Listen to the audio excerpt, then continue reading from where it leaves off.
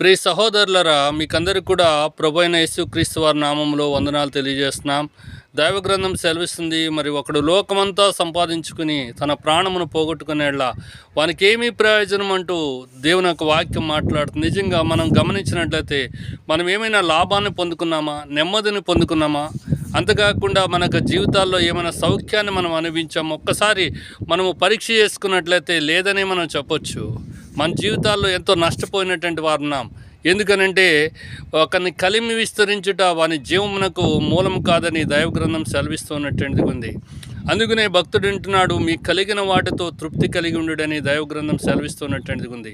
ఈ లోకంలోనికి మనం ఏమీ తీసుకుని రాలేదు, ఏమీ తీసుకుని పోలేము. కానీ అన్న వస్త్రములు కలిగినటువంటి వారి సంతోషించే భాగ్యం దేవుడు మాత్రమే ఇవ్వగలిగినటువంటి వాడు. కనుక ఆ దేవుని యొక్క సాన్నిధ్యాన్ని మనం అందరం అనుభవిస్తూ నిత్య జీవానికి వారసులు అవ్వాలనేది దేవునికి ఉద్దేశమైంది. కనుక ఇటు కృప పరిశుద్ధాత్మ